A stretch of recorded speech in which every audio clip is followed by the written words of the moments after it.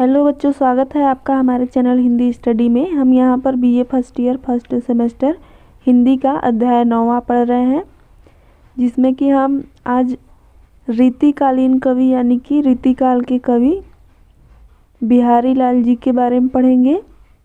इनके जीवन परिचय को देखेंगे। इसके आगे हमने केशव दास जी के जीवन परिचय तथा उनके 4 दोहों को देखा था। यदि आपने उसे नहीं पढ़ा है तो ज़रूर से पढ़िए, उसे जा कर के हमारे वीडियो को देखिए।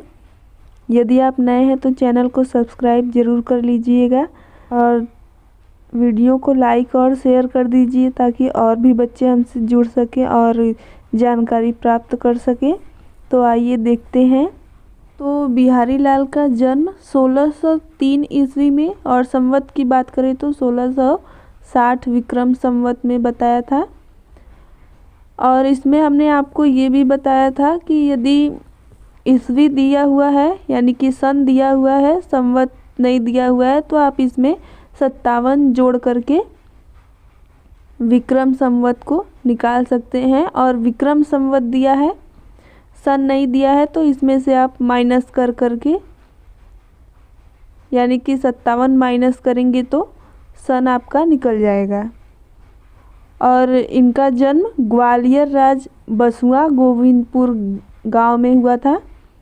और देखेंगे तो इनके जन्म के विषय में एक दोहा भी प्रचलित है कि जन्म ग्वालियर जानिए खंड बुंदेले बाल, तरुणाई आई सुघर मथुरा बसी ससुराल। यानी कि इनका जन्म ग्वालियर में और इनका बचपन जो था वो बुंदेलखंड में बीता था। और जब ये प्रौढ़ावस्था यानी कि 25 वर्ष के पार हो गए, जब इनकी शादी हो गई, तो ये अपने ससुराल में रहने लगे। और इनके पिताजी का नाम केशव राय था। बहुत से ऐसे विद्वान हैं जो ऐसा मानते हैं कि इनके पिता केशव राय न होकर के केशव दास थे, यानी कि जिनके विषय में हमने आगे पढ़ा वे थे। क्योंकि आप देखेंगे तो जो केशव दास हैं वो भी बुंदेलखंड में ही निवास करते थे और वो भी ब्राह्मण ही थे। इसी वजह से हो सकता है कि कुछ विद्वान इन्हें केशव दास के पुत्र मानते हैं। और ये महाराजा जय सिंह के राज दरबारी थे। उनके राज दरबार में रह करके कविताएं इत्यादि लिखा करते थे। तो एक बार बताया जाता है इनके बारे में कि जो महाराजा जय सिंह थे, जब इनका दूसरा विवाह हुआ था तो ये अपने पत्नी के प्रेम विलास में ही इतने अधिक लिप्त रहते थे कि अपने राजकाज के कार्य को भूल गए थे। तो बिहारी जी ने एक दोहा लिखा कि नहीं पराग नहीं मधुकर मधु, नहीं विकासु इहि काल, अली कली ही सौ बंध्यो आगे कौन हवाल।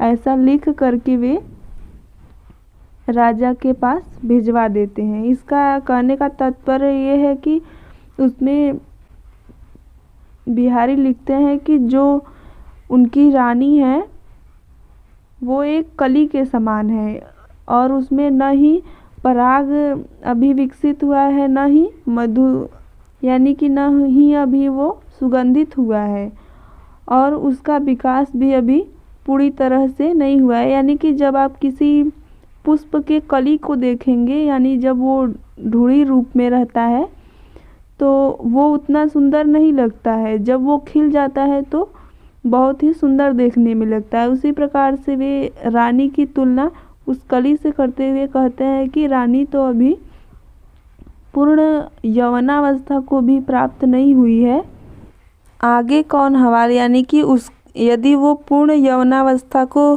प्राप्त हो जाएगी तो आपका क्या हाल होगा। जब बिहारी लाल ऐसा लिख करके भेजते हैं तो महाराज उसे जैसे ही पढ़ते हैं उनके जैसे कि ज्ञान चक्षु खुल जाते हैं। फिर वे ये सारी चीज़ें छोड़ करके अपने राजकाज में लग जाते हैं। और बताया जाता है कि जब बिहारी के पत्नी का मृत्यु हो जाता है तो ये वैराग्य ग्रहण कर लेते हैं, यानी कि इन्हें वैराग्य हो जाता है और भक्ति में ये लीन हो जाते हैं। इसके बाद ये वृंदावन चले जाते हैं, जहाँ पर सन 1663 ईस्वी में और संवत 1720 विक्रम संवत में इनकी मृत्यु वहीं पर हो जाती है। और इनकी रचनाओं को देखेंगे तो इनकी केवल एक ही रचना बिहारी सतसई है, जिसमें आप देखेंगे तो 719 दोहे हैं। और कुछ कुछ जो किताबें हैं उसमें आप देखेंगे तो केवल 700 ही दोहे दिया गया है। ज़्यादातर आप देखेंगे तो उसमें 719 ही मिलेगा। और इनके बिहारी सतसई के बारे में एक दोहा भी प्रचलित है कि सतसया के दोहरे ज्यों नाविक के तीर, देखन में छोटे लगे घाव करे गंभीर।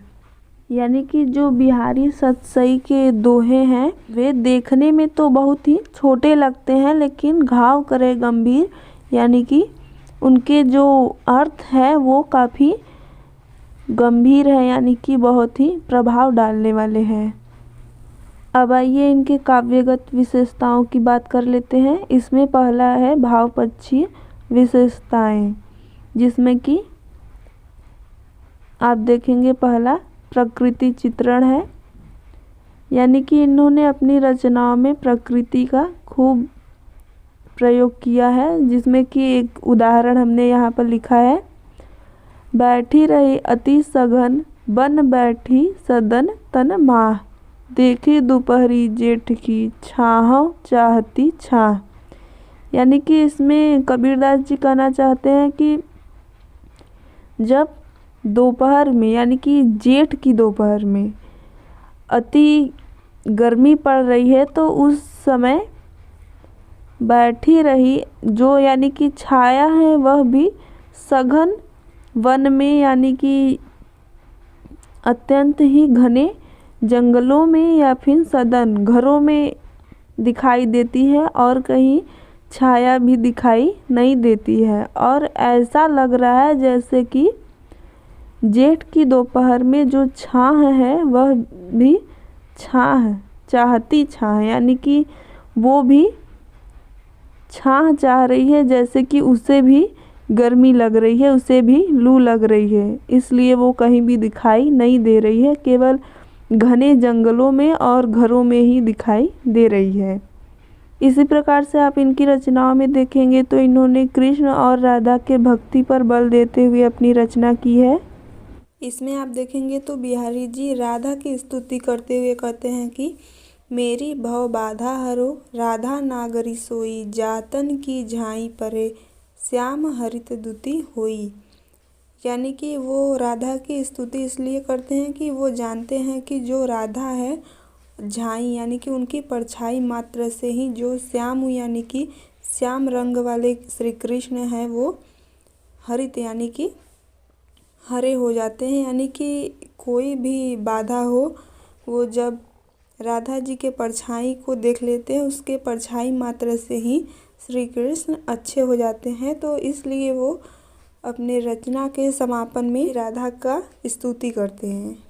यानी कि वो जानते हैं कि जहाँ राधा है वहीं पर कृष्ण का भी वास है, अतः वो सदैव ही पहले राधा की ही स्तुति करते हैं। तीसरा है रस योजना। इसमें इन्होंने श्रृंगार रस, संयोग रस, अन्य बहुत से रसों का प्रयोग किया है, जिसमें हमने श्रृंगार रस का एक उदाहरण यहाँ पर रखा है। कहत नटत रिझत खिजत मिलत खिलत लजियात, भरे भवन में करत है नैननु ही सब बात। यहाँ पर आप देखेंगे तो बिहारी जी कहते हैं कि जब नायक नायिका से प्रेम क्रीड़ा करने के लिए कहता है तो वह नटत यानी कि मना कर देती है। इस पर जो नायक होता है रिझत यानी कि उसे नहीं समझ पाता है, अतः वो प्रसन्न हो उठता है। तो खिजत जो नायिका होती है खिज जाती है, यानी कि क्रोधित हो जाती है। इसके बाद दोनों में समझौता हो जाता है और दोनों ही मिलत यानी मिल जाते हैं, जिस पर जो नायक होता है खिलत यानी कि प्रसन्न हो जाता है, जिससे जो नायिका है लज्जियात, वह लज्जा के कारण अपने नेत्रों को झुका लेती है। भरे भवन में करत है नैननु ही सब बात। और इस प्रकार से भरे भवन में जहाँ सभा बैठी हुई है वहाँ भी ये नैनों के द्वारा ही आपस में सारी बातें कर लेते हैं। ऐसे ही आप देखेंगे तो इसमें बहुत से उदाहरण इन्होंने दिया है। बहुत सा दोहा संयोग रस पर और वियोग रस पर आधारित है, किंतु इसमें मैं पूरा तो उदाहरण लिख नहीं सकती। आपको यदि जितना मैंने बताया है ये ही आप लिख दे पेपर में या इसके व्याख्या को भी लिख दे तो आपको पूरा नंबर ज़रूर मिल जाएगा। अगला है गागर में सागर, यानी कि बहुत थोड़े में अधिक चीज़ों को रखना, यानी कि इनके संदर्भ में कहें तो बहुत ही छोटे छोटे शब्दों में आप देखेंगे तो इनके दोहे छोटे से हैं लेकिन इसके अर्थ बहुत ही गंभीर होते हैं। यानी कि इतने छोटे से दोहे में ही इन्होंने बहुत कुछ समझा दिया है लोगों को। यही कारण है कि ये गागर में सागर भरने वाले कवि के रूप में प्रसिद्ध हैं। और अगला है समाज सुधारक। इन्होंने समाज को सुधारने का भी प्रयास किया है, अतः इन्होंने अपने दोहों में भी ऐसे ऐसे दोहे सम्मिलित किए हैं जिससे कि समाज में सुधार हो सके। जिसमें एक उदाहरण हमने यहाँ पर लिया है कि स्वारथु सुकृतु न श्रम वृथा देखी विहंग विचारी, बाज पराए पानी परी तू पाछीनु न मारी। यहाँ पर जो हिंदू राजा है वो मुस्लिम राजाओं की मदद करके हिंदू राजाओं को ही पराजित करने का कार्य कर रहे थे। अतः बिहारी जी ने इसमें लिखा है कि वो हिंदू राजाओं की जो कि मुस्लिम राजाओं की मदद कर रहे हैं उनकी तुलना बात से करते हुए कर रहे हैं कि हे राजाओं, तुम अन्य पराये राजाओं की मदद क्यों कर रहे हो। इसमें न ही तुम्हारा स्वार्थ सिद्ध होने वाला है, यानी कि तुम्हें कोई लाभ होने वाला नहीं है और केवल तुम्हारा श्रम वृथा, यानी कि तुम्हारा केवल समय ही बेकार जाएगा। अतः वे कहते हैं कि तू पाछीनु न मारी, अतः तुम अपने ही पक्षी को मत मारो, यानी कि अपने ही हिंदू राजाओं को मत मारो। इसमें आप देखेंगे तो इन्होंने प्रयास किया है कि जो राजा हैं आपस में लड़े ना, आपस में मिलजुल कर रहे। इसे आप इस तरह से भी समझ सकते हैं कि यदि किसी परिवार का एक सदस्य उससे यानी कि अपने परिवार से अलग होकर के किसी अन्य व्यक्ति से मिल कर के अपने ही घर पर आक्रमण करे, यानी कि उसका कोई अहित चाहे, तो उसका हित तो हो जाएगा, लेकिन क्या पता कि वो अगला व्यक्ति आपको छोड़ दे। आप पर भी तो ऐसा आपका भी तो अहित कर सकता है। तो इसी बात को उन्होंने बताने का प्रयास किया है कि इसमें न ही तुम्हारा स्वार्थ है और केवल तुम्हारा समय ही बर्बाद होगा, स्वार्थ